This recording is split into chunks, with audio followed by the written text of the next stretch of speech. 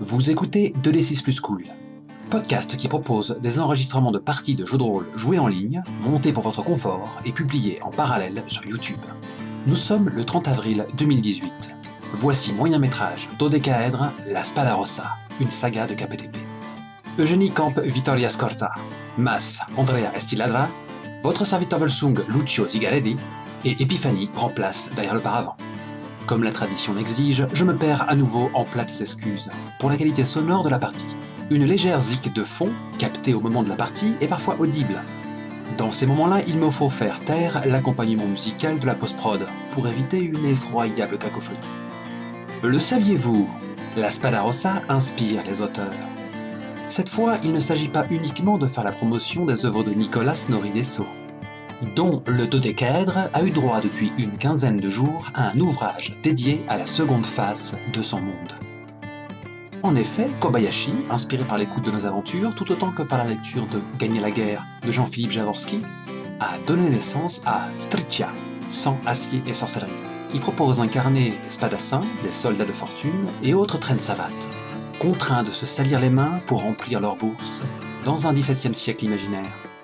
L'un comme l'autre sont disponibles chez Lulu. Et sinon, bonne écoute.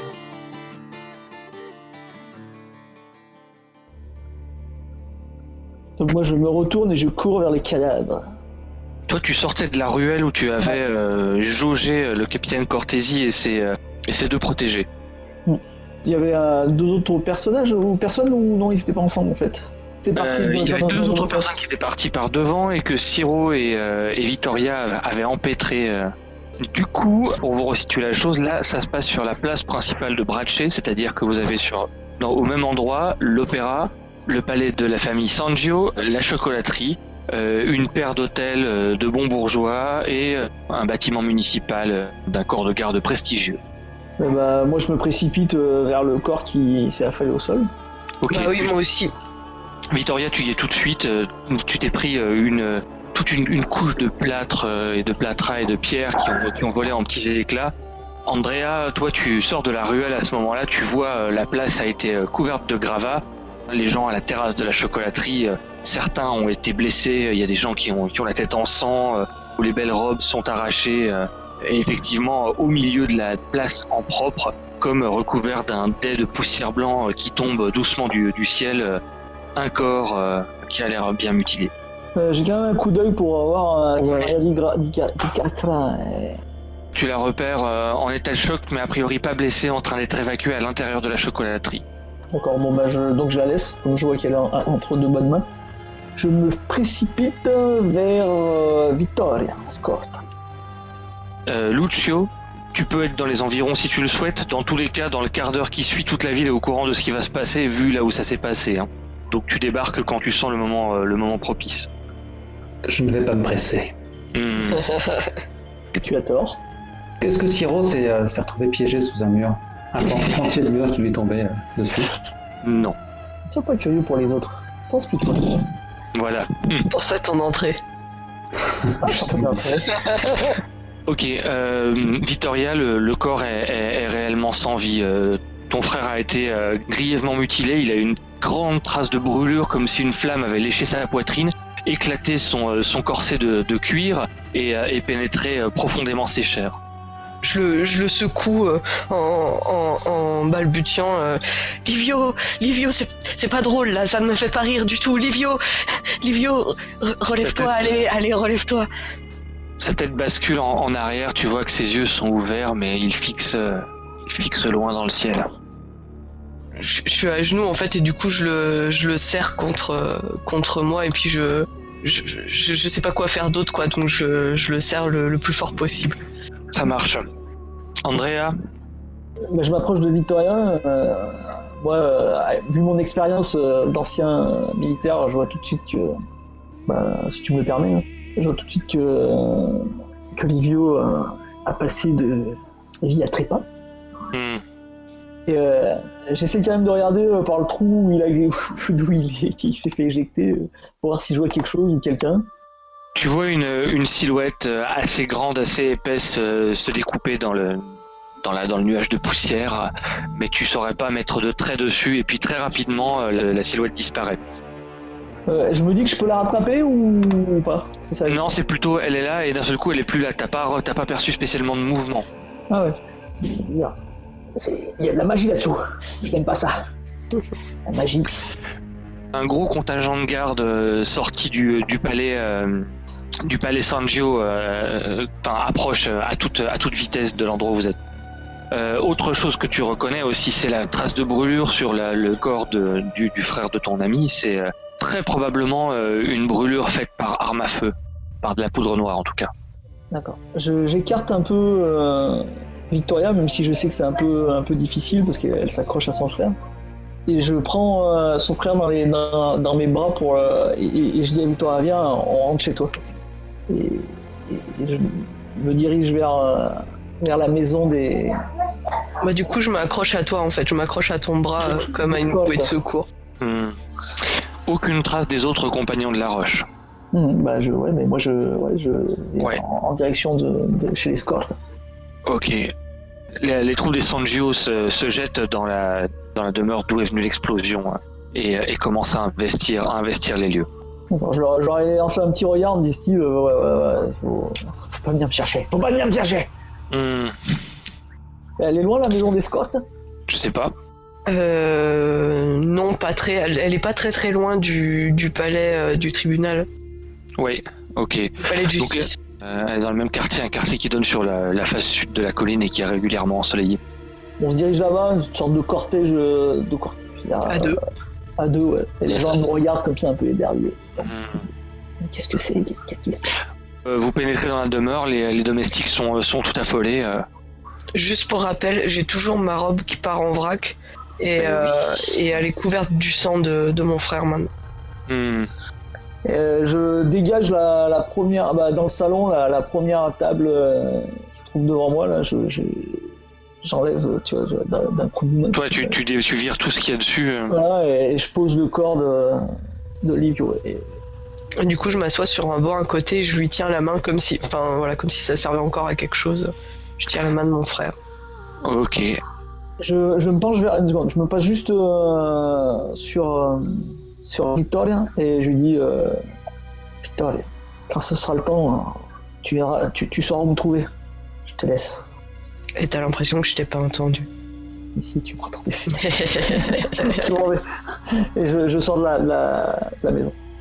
Un certain temps s'écoule, difficile à dire combien pour Victoria, et une porte s'ouvre. Ton père rentre en demandant ce qui s'est passé de manière assez sèche, et puis il voit le cadavre de ton frère, et là d'un seul coup son visage se décompose, le masque du juge tombe, et qui dévoile les traits d'un homme extrêmement fatigué et triste. Tu vois ses yeux s'emplir de larmes.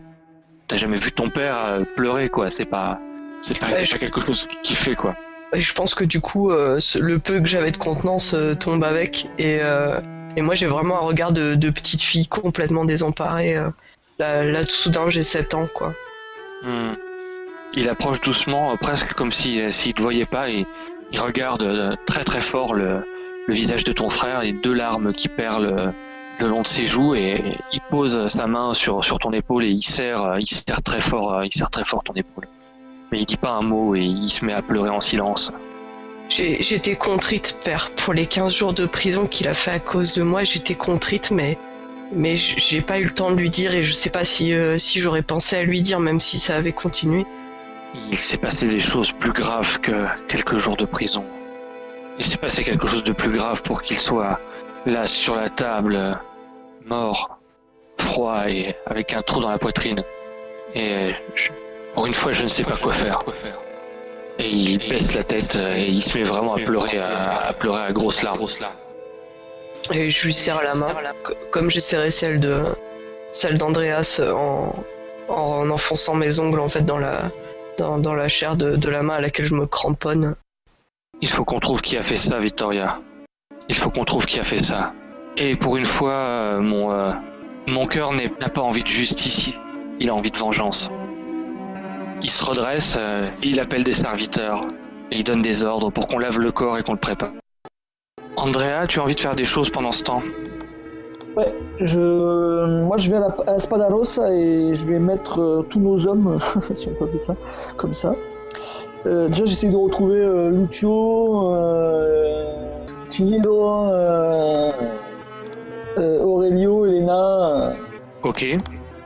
Donc j'essaie de retrouver ces 4 personnages, mes 4 compagnons de l'école. Ouais. Et je leur demande de me retrouver à l'auberge du Sangliborn pour une réunion d'urgence. Ça marche.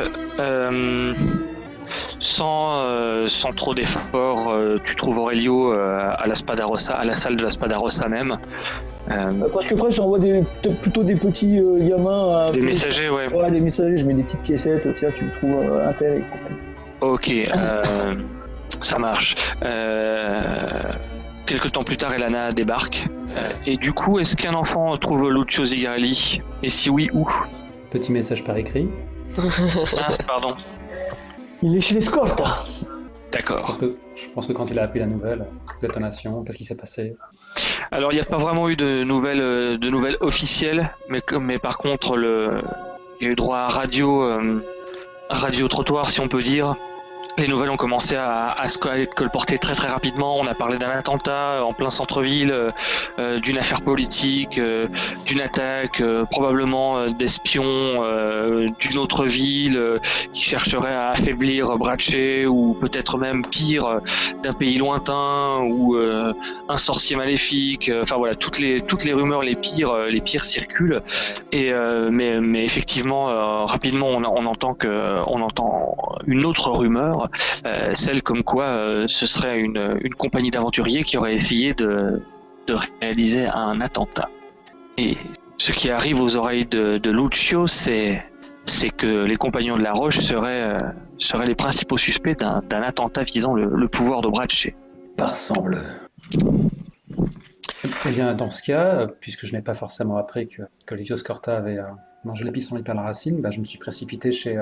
comme je ne savais où chercher, je me suis précipité chez les Scorta. Très bien.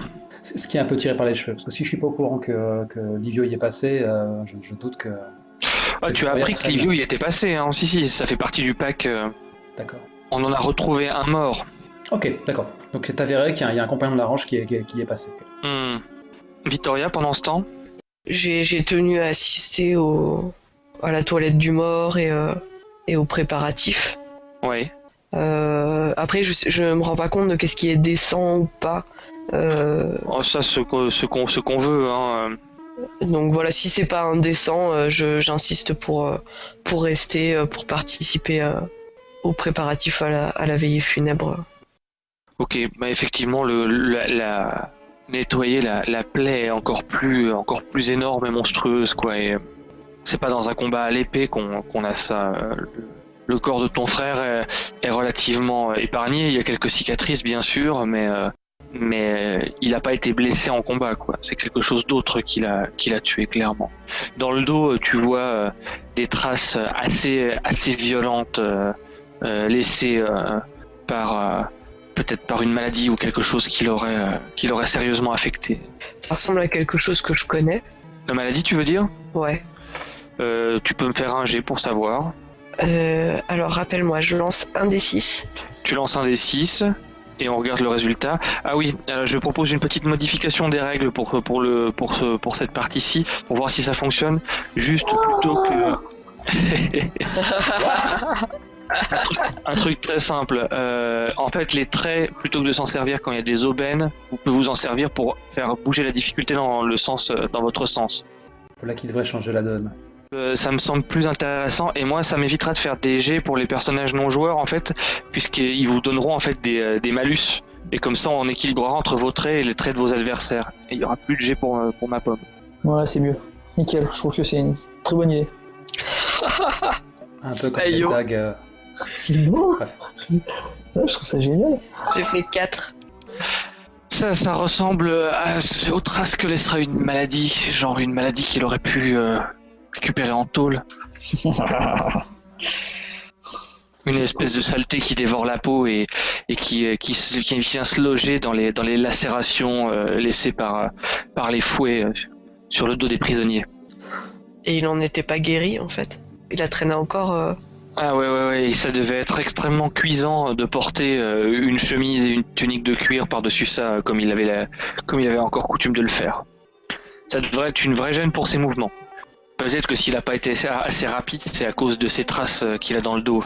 Si ça avait été une question de rapidité, bien sûr. Ouais, quand je comprends ça, je suspends mon geste en fait, et puis je fonds en larmes, ça se débloque enfin. Et naturellement, il y a Lucio dans l'encadrement de la porte. On l'a laissé rentrer après qu'il ait insisté fermement. Il a son couvre-chef plaqué sur le torse, et il regarde méduser la scène. Et voit Victoria comme il l'a jamais vue. En robe. Je vous oublie ce détail. À moitié débraillée et couverte de sang. Pour le moment, il n'ose pas dire un mot, il n'ose pas faire un pas, il est pétrifié. Et quand je vois que je suis pas toute seule, en fait, je me reprends et de l'éponge qui servait à laver le corps, je me sèche les joues, et puis ce qui doit pas arranger en fait l'état dans lequel je suis, au niveau aspect physique. Non, pas vraiment. Et puis je dis avec la gorge toute nouée, et puis encore des reniflements. Tu cherchais quelqu'un Merde, Il n'est pas rapide, il traverse la pièce et te prend dans ses bras. Et en fait, je me ramollis complètement. Je me laisse complètement aller. C'est moi qui l'ai tué. C'est à cause de mes bêtises. Tu comprends pas. C'est à cause de mes bêtises qu'il est mort. C'est comme si je l'avais tué moi-même. C'est comme si je l'avais tué moi-même, en fait. Mais je pensais que c'était pas sérieux. C'était juste des bêtises. Lucio reste silencieux, il tremble plusieurs fois, il tente d'articuler des mots, et lui qui a toujours été grande gueule et complètement désarmé devant ta détresse, il finit par laisser échapper un... Non, bien sûr que non, tu n'es pas responsable, arrête de te punir, c'est un attentat, un réel attentat, on s'en est pris à Braccio. Un attentat ? Oui, les rumeurs vont bon train, on accuse même les compagnons de la Roche d'être responsables. Les compagnons de la Roche auraient tué Livio, mais pourquoi? Ça n'a aucun sens. À ce moment-là, on entend un grand brouhaha dans le hall. Il desserre son étreinte, il hésite, mais il décide de rester encore aux côtés de Victoria pour l'instant. Je suis toute molle, si tu me lâches, je tombe. Ah, ben dans ce cas, à ce moment-là, je te rattrape, quoi. Je te rattrape dans ta chute. Non, ils ont sans doute tenté de déjouer cela, je ne suis au courant de rien. La voix de ton père, Victoria, s'élève à ce moment-là, et tu l'entends, mais vraiment éructer comme il n'a jamais éructé, et insulter les gens qui sont avec lui dans le hall. Vous entendez le cliquetis d'armure et le bruit de pas de soldats qui forcent le passage sur les parquets vernis de la maison en direction de là où vous êtes. Ouais, l'intrusion, ça me fait un électrochoc. Je pose ma main sur le bras de Lucio, et c'est bien déterminé que je me dirige vers la porte pour pas les laisser rentrer, quoi.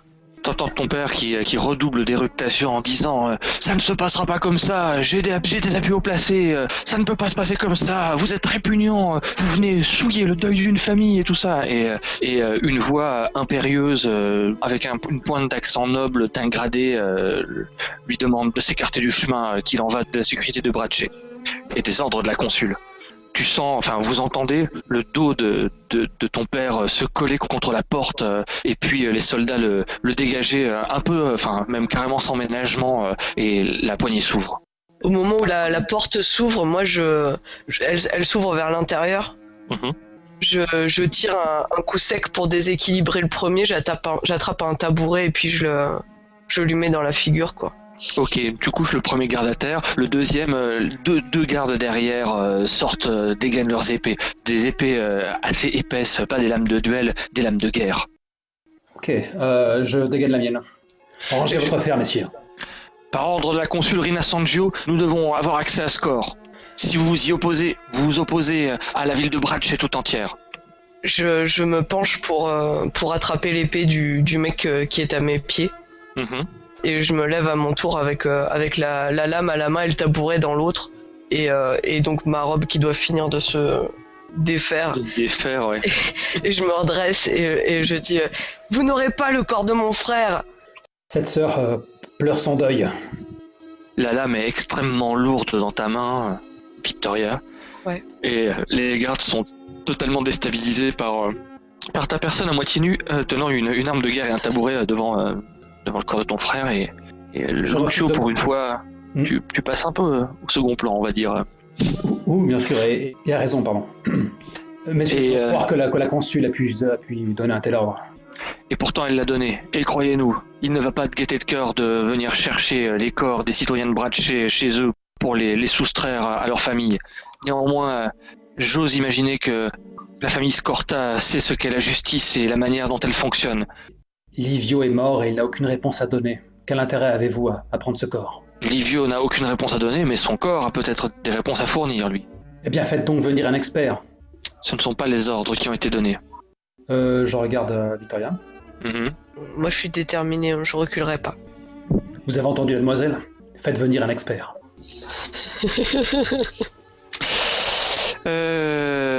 Ok. Je vais vous faire un jet pour celle-là. Ok, ouais, c'est le moment de trouver les aspects. Il y a un seul des deux qui lance? Est-ce qu'on peut s'entraider? Oui, tout à fait. En fait, il y en a un qui va faire le jet, mais ce sera toi plutôt, Victoria, je pense. Non, ou remarque, c'est Lucio qui a demandé l'expert. Ouais. Donc c'est Lucio qui le fera, et Victoria, de toute façon, je lui donne un bonus de ta part. Vu ta condition, t'as même pas besoin de faire jouer un aspect. Ok. Eux ont un ordre direct de leur contact principal, et ben ça va être un jet neutre, sauf si tu as un aspect à faire jouer, Lucio. À ton avis, est-ce qu'une gueule douée pour mordre comme pour embrasser peut s'appliquer? Peut-être que j'ai un peu plus de verve. T'es ni dans une position de menace, ni dans une position de séduction, là. C'est vrai. Ok, dans ce cas, je vais peut-être... Après, tu peux peut-être faire jouer Je suis prêt à tout pour un joli visage, si tu considères que Victoria est un joli visage. Naturellement. Ce sera la mauvaise faute. Elle est en pleine détresse, là je fonds littéralement. Ouais. Si vous voulez le corps de Livio, il faudra passer sur le mien. Il faudra nous laisser tous les deux froids dans cette pièce. Et ainsi priver le juge Scorta de tout héritier. Eh bien, vas-y. Bien, vas-y. Prive de... J'ai totalement perdu le compte. Tu es un plus 1. 4 et 5, voilà, tout va bien. C'est un oui. Oui. Par égard pour la famille, et pour votre détermination, monsieur, je vais faire confirmer mes ordres et demander qu'un expert vienne, si cela est possible. En échange, je vous demanderai de couvrir cette personne. Il a pas scié, Il fait un petit signe de tête et les 3 soldats se retirent dans la pièce précédente. Ils emmènent leurs copains? Ah oui, c'est vrai. Oui, leur copain se relève et il s'en va aussi dans la pièce précédente, dans l'antichambre. Je lâche l'épée à bout de bras en fait, et ça tombe en faisant une espèce de grand fracas sur le carrelage. Le juge Scorta se retourne vers toi, Lucio, et te serre la main avec une lueur de remerciement dans les yeux. Je sais pas si tu avais déjà eu l'occasion de le croiser, peut-être rapidement, ou peut-être pour assister à un procès de temps en temps, mais l'homme dont on parle comme un homme de fer, avec une ténacité à toute épreuve, te fait une bien piètre figure aujourd'hui. Ouais, il y a une faille dans sa cuirasse qui ne disparaîtra jamais. Moi, j'accueille sa poignée de main sans mot dire et j'accompagne Victoria sur une chaise, parce que je pense que ses jambes se dérobent sous son poids. Ok. Andrea, à l'auberge du Sanglier Borgne, avec Elana et le chevalier Puceau. Lucio n'a pas l'air d'avoir été trouvé en ville. Je le maudis, hein. Maître Rizzi est là aussi. Maître Rizzi est là aussi. Les compagnons, il s'est passé une chose horrible aujourd'hui. Tout le monde regarde son verre. Vous savez tous que le frère de Victoria a été sauvagement assassiné. Assassiné? Oui, assassiné. Et il est dans notre devoir de trouver qui l'a fait et de le faire payer. Maintenant, on ne joue plus. Maintenant, c'est du sérieux. Il va falloir utiliser toute notre énergie pour l'aider du mieux qu'on peut, pour aider notre camarade Victoria, pour retrouver l'assassin de son frère. Tout le monde a le regard baissé et t'écoute presque religieusement. Fini les petites boutades et les choses qui rendaient la vie un peu plus douce. Maintenant, il va falloir se mettre au travail sérieusement. Donc, première chose, il va falloir retrouver les compagnons de Livio, ceux qui nous ont demandé de mettre à l'écart certaines personnes, pendant que eux faisaient je ne sais quoi, ou du moins faisaient quelque chose qui a amené à la mort de Livio. Sur ça, je peux un peu te renseigner, dit Elena. Oui, Elena, vas-y, dis-moi. Ils ont arrêté Elzio Goulad dans la pièce qui a explosé. chef Il des était compagnons. assommé et les gardes l'ont tiré dans les geôles du palais Sanjo. Et Lina, quelqu'un a des nouvelles de Lina? Il faut la retrouver. Signe de tête négatif. S'ils ne l'ont pas retrouvée, il faut que nous la retrouvions en premier, pour savoir ce qu'il en est. Elle doit avoir des informations que personne ne possède à part elle. Pour Elzio, il va falloir peut-être trouver des personnes qui pourraient nous permettre de rentrer dans la prison pour pouvoir lui parler. Bien. Mes amis, si vous avez un seul moyen de nous aider, j'en serai gré. Et si vous avez la moindre information, n'hésitez pas à nous contacter. Je m'en vais voir si je trouve Lina de mon côté. Le chevalier Puceau a commandé un verre de vin ridiculement petit, à la hauteur de ses moyens, et tu vois une larme tomber dans son vin. Je le regarde un peu. Aurelio, les pleurs ça sera pour plus tard. Maintenant, il faut travailler. Et je sors de l'auberge. Ok. Donc j'essaie de retrouver Lina, d'abord. Comment tu t'y prends? Alors, j'essaye déjà de me rapprocher des gens que côtoyaient les compagnons de la Roche. Ok. Déjà de voir si j'en connais. Ouais. Et si j'en connais, de me renseigner sur Lina, savoir si elle a de la famille, si... une sorte d'enquête, quoi. C'est de savoir s'il y a de la famille, qui sont ses proches et compagnie, quoi. D'accord. T'irais chercher ça où en premier lieu? T'as une idée d'un début de piste? Je te demande pas de me retracer tout le truc, mais par où tu commencerais? Je commencerai par les lieux que les compagnons de la Roche avaient l'habitude de côtoyer, du style, ça va trouver facilement. J'imagine qu'ils ont une auberge, ou même leur école, par exemple. Je crois qu'ils ont une école, ils ont un endroit où ils s'entraînent. Oui, effectivement. Donc je vais là-bas et je vais poser des questions, quoi. Ils s'entraînaient à l'école de Sancho Corrodi, l'école défensive qui a les faveurs de la majorité des membres de la ville en ce moment. Ça marche. L'école est très fréquentée. Il y a un paquet de monde, beaucoup de damoiseaux, pas spécialement là où tu t'attendras à trouver quelqu'un qui jure comme Lina et un demi-barbare comme Elzio, mais de fait, c'est bien à cette école qu'ils sont affiliés. Il faut toujours aller voir le mec le plus important. Tu veux voir le maître d'armes? Bien sûr. Ok. Corrodi ne s'embête plus à être dans la salle d'armes maintenant. Il a délégué l'enseignement à d'autres pendant que lui traite des affaires et d'autres dans les salles à l'extérieur. Alors autant te dire que cette salle n'a rien à voir avec le palais dans lequel la Spadarossa s'est retranchée. On est plutôt ici dans le complexe grand luxe avec un hôtel bien placé au centre-ville. Plusieurs salles et une succession de petits bureaux aux portes bien closes. Je frappe. Entrez. Je rentre. Une demi-douzaine de personnes, plusieurs hobelins au ventre bien bombé et à la petite stature, et quelques autres humains drapés dans des soieries. On a plus l'impression d'entrer dans l'officine d'un marchand que dans l'antre d'un maître d'armes. Je sais qui c'est, Sanjo Corrodi ou pas? Ça doit être le type qui est derrière le bureau, un type assez âgé, la soixantaine, mais pas de trace de la guerre sur son visage à lui. D'accord, je fais une sorte de génuflexion en tirant mon chapeau, tu vois. Je suis Andrea Estilada, de l'école de la Spadarossa. J'aimerais m'entretenir avec vous, maître Corrodi. Il vous faudra attendre, malheureusement. J'ai peu de temps à moi et j'en ai peu à offrir aux autres. J'avoue que c'est assez pressé. C'est pour parler de personnes que vous côtoyez assez souvent, je crois. Ah, dis donc. Les compagnons de la Roche. Tu vois comme un voile tomber sur sa figure et son visage se fermer. J'aimerais parler en tête à tête, si c'est possible. Je n'ai pas grand-chose à dire sur des traîtres à la ville. Qu'ils soient passés par cette salle d'armes, c'est une chose. Mais elle ne leur était pas attachée.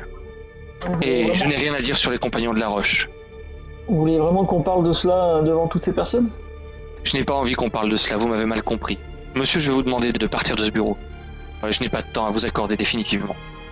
Tiens, il parle comme ça, Tiens, je lui dis, les compagnons de la Roche, Il a vraiment changé de ton. Il reste dans la politesse, mais il est vraiment à la bordure inférieure de la politesse, quoi.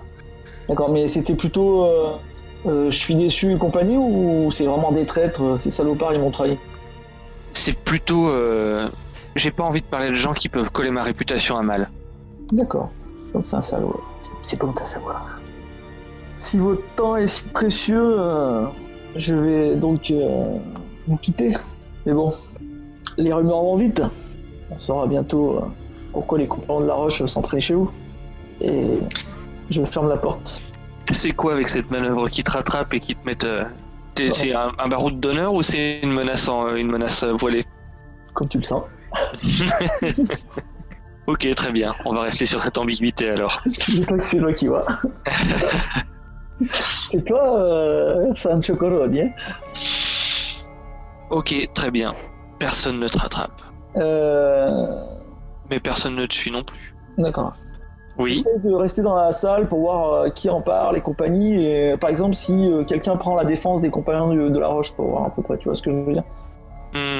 Pour sentir l'air des rumeurs. Il n'y a pas de parole dans cette salle d'entraînement. Dans cette salle d'entraînement, il n'y a que des gens qui s'entraînent avec des instructeurs qui leur gueulent dessus et qui leur montrent les mouvements de base de l'école. Mais il n'y a aucun mot échangé en dehors de... D'accord. Donc je vais à l'auberge en face, là où doivent souvent se retrouver ces gens qui ne parlent pas pendant leur entraînement. Ils parlent bien à un moment ou à un autre. Et là, effectivement, c'est pas pareil. Et donc j'essaie d'écouter les rumeurs. En fait, j'essaie de voir qui est pro-compagnon de la Roche. Eh bien, c'est compliqué. Alors déjà, l'auberge, c'est pas le sanglier borgne. C'est le cran de standing largement au-dessus. On est entre le sanglier borgne et la chocolaterie, on va dire. Une espèce de mélange improbable des deux. Et là encore, les gens sont relativement discrets sur les compagnons de la Roche. Néanmoins, tu entends une table qui en discute de manière feutrée, on va dire.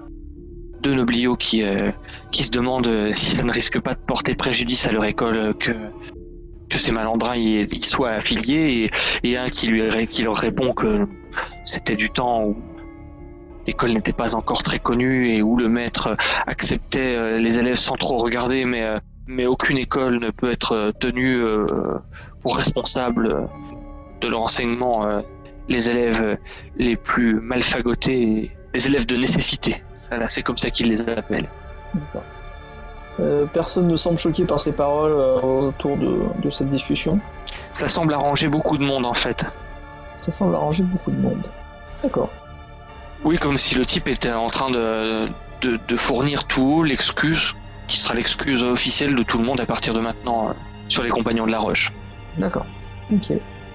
Difficile à dire s'ils étaient estimés auparavant, mais le fait est que leur école les renie dans les grandes largeurs. D'accord. Je vais chercher à savoir où habitait Lina d'abord. Elle doit bien habiter quelque part, cette femme. C'est pas si grand que ça. Ouais. Ok, pendant ce temps, de l'autre côté, chez Scorta. Où en est Vittoria psychologiquement? Toujours effondrée, toujours... Non, elle a fini par se reprendre. Et je pense que tu me raccompagnes à l'école pour que je puisse me changer et puis qu'on se reprenne en main. Tu veux dire que tes vêtements sont restés à l'académie? Oui, je crois il me semble que c'est là-bas que je m'étais changé. D'accord. T'avais pris une chambre dans l'hôtel de la Spadarossa, je crois. Tu dors pas chez ton père? Non. D'accord. Mais en fait, je devais le savoir. Dans ce cas, on doit former un couple atypique dans la rue de Braccio. Et moi, je continue à ramoner dans le vide, un petit peu comme si le fait de parler t'occupait l'esprit et peut-être allégeait ta peine. Nous devons de laver le nom des compagnons de la Roche. C'est impensable qu'ils aient commis un attentat envers les Sangio. Les Sangio remplissent la bourse de Sancho Corodi, ça n'a pas de sens. Les rues de la ville ont changé d'atmosphère. Terminé les petites échoppes de marchands, le jour est maintenant pratiquement achevé. Peu de belles tenues se dirigeant vers la place de l'Opéra. En revanche, pratiquement toutes les familles nobles de la ville ont fait sortir leurs troupes, qui patrouillent dans les rues cherchant querelle aux gens qui s'arrêteraient un peu trop, regardant de travers les clochards, repoussant la misère dans les ruelles les plus sombres. Braccio a bien changé en si peu de temps. D'arriver à la Spadarossa. Je file dans ma piole, remettre des vêtements pratiques et récupérer une arme surtout. Dès l'instant où Victoria s'est éclipsée, moi je mets 2 ou 3 coups de latte dans le mur de dépit. Maître Rizzi sort de la salle et te serre la main et le coude avec son autre main. Espèce de grand serrement de bras qui veut tout dire et rien dire à la fois, mais une espèce d'élan de compassion pour ses élèves en règle générale. J'ose pas affronter son regard et je bredouille. Si j'avais été là, ça ne serait pas arrivé. J'aurais pu faire quelque chose. Il te met une gifle en travers de la figure. J'accuse le coup. Si tu avais été là, ça ne se serait peut-être pas passé pareil, mais tu n'étais pas là. Ne refais pas ce qui s'est passé. Pense plutôt à ce qui va arriver. Nous trouverons les coupables. Nous les traquerons et nous les ferons cracher la vérité. Là, il te regarde avec un regard plus amène. Et les compagnons de la Roche rejoindront nos rangs. Ils auront leur place dans l'Espadarossa. Il te remet une tarte. Les compagnons de la Roche ont déjà une école. Ils n'ont pas à en changer. Ils ne vont pas apprendre un autre style. Mais ils sont louables comme des compagnons de fortune. Et une autre école ne fait pas de mauvais compères. Pas toujours. Je touche ma joue endolorie. Il n'y a pas été de main morte de Pougre. Oui, fort bien, celle-ci était jalouse. Au bout d'un moment, Victoria redescend. Ouais, j'ai toujours le visage grave, mais je ressemble quand même plus à la Victoria d'avant que sur ces dernières heures. Mm-hmm. Et je dis à Lucio, Andreas nous attend au sanglier borgne. Il m'a dit d'aller le retrouver quand je serai prête, je suis prête. Eh bien, ne le faisons pas attendre. Ok. Andrea, repassez au sanglier borgne ou parti directement à la recherche de Lina? Je passe quand même pour voir si elle va derrière. De temps en temps, tu vois, je passe. Mais bon, je cherche quand même où habite Lina Tabor, là. Ok, alors, tu vas me faire un petit jet pour cela. Ouais, j'ai de quoi. Eh bien, à toi de me le dire. En l'occurrence, là, t'as quand même peu d'idées d'où elle peut habiter, et c'est quelqu'un qui est relativement discret. Donc, je te donne un malus de 1. Vu ses manières, elle devait pas côtoyer la vôtre. Ouais, mais moi j'ai utilisé une aubaine, donc ça remet un... Non, c'est quoi une aubaine? Ouais, si j'utilise, ça fait un des... Non, il faut un trait, c'est ça, sinon je peux pas utiliser une aubaine. Bah du coup non, comme on utilise les traits autrement, maintenant on peut utiliser les aubaines gratuitement à partir du moment où c'est cool et que ça peut aider l'aventure, sachant que tu dépenses une aubaine pour modifier ton résultat d'un cran, relancer ta poignée de dés, créer un contact ou l'augmenter. Tu peux aussi faire ça. Tu peux donc créer un contact qui sait où elle habite. Eh ben, très bien, je vais me créer un contact. C'est ce que je vais faire d'ailleurs, c'est très très bien ça. Elle aurait eu une aventure avec un de tes anciens amis, un de tes anciens soldats? Non, mais je connais une sorte de gamin des rues qui lui est au courant de plein de choses, tu vois, comme il court les rues. Mm-hmm. Il est assez malin pour avoir toujours un œil à droite à gauche et avoir donc toujours des informations de première main. Ok, ça me va. Dépense ton aubaine et puis crée-toi le contact à 0 sur ta petite fiche. Vas-y, pendant que je réfléchis à comment il s'appelle. Ok, les deux autres, vous arrivez au sanglier borgne. Aurelio est effondré sur une table en pleurs devant un tout petit verre de vin vide. Je hoche la tête devant ce spectacle. Je ne le savais pas si proche des Scorta. Je lui mets une tape dans le dos et je déclare nous le vengerons. Il se relève comme ça, surpris, comme s'il était dans un demi-sommeil ou dans une espèce de torpeur. Et ses yeux tombent sur Vittoria et il baisse aussitôt le regard. Je m'assois à la même table. Il met sa main sur la tienne comme ça et il jette un regard, un vrai regard de compassion quoi. Le truc le plus humain que tu l'aies vu faire depuis que tu le connaisses quoi, et le plus normal aussi pour le coup. Je sais pas quoi faire et j'ai une espèce de bouffée, une réminiscence stupide, mais je dis avec la voix qui tremble, la dernière fois que je l'ai vu c'était ici. Il était 4h du matin et Paz et Andrea étaient bourrés comme des coins. Tu sais, c'est grave ce qui s'est passé. C'est grave pour vous. C'est grave pour toi et j'en suis vraiment, vraiment, vraiment désolé. Et si je peux faire quoi que ce soit pour t'aider, sache que tu peux compter sur moi. Est-ce que tu sais où est Andrea? Il est parti chercher des informations sur les compagnons de la Roche.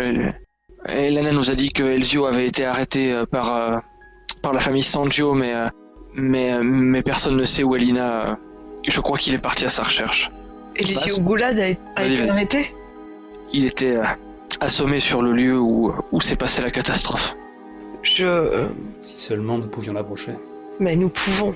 Je pense que mon père a largement autant que moi envie de savoir d'où est partie toute cette histoire. Nous n'avons rien à perdre, c'est toujours un coup à essayer. Dis, Aurelio, reste ici, dis à Andrea que nous sommes partis essayer de voir Ezio Goulad. D'accord, je vais rester ici. En partant, je lui presse l'épaule en disant merci Aurelio, merci. Mas, tu roules ton dé? Donc un dé de 6, on est d'accord. 2 dés de 6, c'est ça? Alors non, parce que t'avais un truc négatif, et là tu viens de te créer un contact à 0. Donc, Donc ça fait un dé de 6. du coup c'est un des 6, c'est ça. Oh ben tiens, Oh oh oh oh. il m'arrive des ennuis. Ça peut être drôle. Déjà, tu gagnes une aubaine, parce que t'as fait un 1. Et ensuite, Pinot, tu mets en négatif maintenant, Pourquoi je le mets en négatif? Le pauvre. parce que tu viens de rouler un 1 sur un contact. Ok, vas-y, qu'est-ce que tu comptais faire? Voilà, bah, j'ai toujours roulé Pinot, et Pinot je le trouve, et je lui demande s'il a pas des informations sur cette jeune fille qui s'appelle Lina Tabor, la compagnon de la Roche. Quand tu tombes sur Pinot, il est encadré par 3 soldats. Il y en a un qui le tient par l'oreille en le soulevant du sol. Et quand il te voit arriver, il tend le doigt vers toi. Il fait si, c'est lui. C'est moi. Non, c'est pas moi. C'est pas bien de mentir, Pinot. Je suis stoïque, je dis Les que se passe-t-il, soldats. messieurs? C'est vous, Andrea Estiladra? Ouais, c'est moi. Qui me cherche? Ils sont pas en train de sortir leur épée, mais tu sens qu'ils se préparent à tomber sur leur able. Bah ouais, tu sens que moi aussi je suis tendu comme un... Bah lui, eux ils le sentent pas parce que moi je suis un militaire. Il y en a un qui lâche Pinot, qui le balance, enfin qui fuit sans demander son reste. Donc c'est quoi? C'est des gardes de la ville? C'est des gardes d'une des familles de la ville, ouais. Laquelle? Quelle famille exactement? Je vais te le dire tout de suite. C'est un membre de la garde de la famille Laoro. Ah bon. Quelle coïncidence. Donc ouais. Et ils ne font pas de sommation. Ils essaient de te tomber dessus tous les trois en même temps. Attends, moi j'avais pas le temps d'agir, je le sentais, tu vois. Ah mais tu le sens si. Maintenant tu vas me faire un jet. Alors, ce sont des grosses brutes avec un aspect grosse brute et obéir sans donner d'ordre, donc ils te donnent 2 malus. Ah ouais, sympa quoi. Je te rappelle que tu peux faire jouer les aspects de la spada rossa aussi. La Spador, ils sont pourris, donc T'avais qu'à prendre une autre école. je vais dire que je vais utiliser mes 2 aspects militaires. Ouais. Sergent dans le régiment baccalauréat, j'ai connu la peur, la boue, la mort et pendant la guerre. Ouais, Mon but ce n'est pas de me battre. ouais. Vu que je suis à 3 contre 1, mon but c'est de m'échapper quoi. Tu vois, en faisant tout ce que des trucs vils, tu vois, couper dans les couilles, doigts dans les yeux et Piquant, tu copies mon style. jeter de la poussière dans la gueule des gars et compagnie. Ok, ça va être un combat sale quoi on va dire. Ça marche, bah écoute, 2 aspects contre 2 aspects, ça fait 0 ça. Lance-moi ton dé et voyons ce que tu roules. Mais je vais encore faire un. T'as le droit d'utiliser Ça se fera plein d'aubaines. des aubaines, sauf quand tu fais. Ouais. Oh non. Là je peux pas le rouler si c'est ça. Non, t'as fait un 1, tu veux pas le rerouler, par contre vous gagnez une aubaine. Ouais, super, ouais. Alors, disons que tu fais le plein pour plus tard. Ouais, c'est ça, ouais. Les mecs te passent à tabac méchant, t'évites les 2 premiers coups, mais ils sont très bien synchronisés et surtout ils ont un entraînement militaire poussé eux aussi. Et du coup, quelque part, à un moment où tu es par terre, recroquevillé et en train d'être roué de coups de pied, tu te dis que si tu devais mourir, ils t'auraient tué depuis longtemps et que finalement t'avais de la chance dans ton malheur et après tu craches un énorme glavio de sang avec une dent au milieu. Ouais. Et je perds connaissance. et tu perds connaissance. Et tu vas me mettre un état roué de coups avec un moins, s'il te plaît. Ok, on va te laisser croupir au milieu de la rue. Pendant ce temps, Et ben on est revenu à la demeure d'Escorta. Et puis je presse mon père dans son bureau de nous faire un laissez-passer pour pouvoir accéder aux prisons et avoir un entretien avec Ezio Goulad. on va devoir reporter ça. Nous avons été nous-mêmes convoqués. Ils ont fait venir un expert, ils ont examiné le corps de ton frère. Je ne sais pas encore ce que ça a donné le temps qu'il rende ses conclusions, mais en revanche, la venue de l'expert était accompagnée d'une convocation officielle de Rina Sangio, la consul. J'attendais que tu reviennes, nous sommes demandés tous les 2. Mais est-ce que vous avez moyen de faire un dernier papier officiel qui qui autorise mon camarade Lucio à accéder aux cellules. Père, Il te regarde, chaque minute compte. tu sens un conflit interne en lui et tu sens que son envie de vengeance domine son envie de justice. Il sort un morceau de parchemin de son bureau, commence à rédiger quelque chose d'une plume hâtive, trempe son seau dans la cire, cachette le papier et te le tend. Merci. Et dans le même geste, je le prends et je le tends à Lucio. Et je le range précieusement dans mes vêtements. Et je fais un signe de tête à Vittoria, un signe d'assentiment. Allons-y. Et allez-y vite, Lucio. Je ne peux pas garantir que cet ordre vaille très longtemps encore. Oh, je vais vite l'avortir, vous inquiétez pas. Je vais tâcher d'apprendre quoi que ce soit d'utile. Eugénie, ton micro est toujours coupé. Et là, est-ce que vous m'entendez? Oui. Oui. Ok. Voilà, c'est tout. Donc en fait, ça fait un quart d'heure que je fais des petits commentaires, mais en fait, personne n'en profite. C'est beaucoup plus tranquille, je trouve.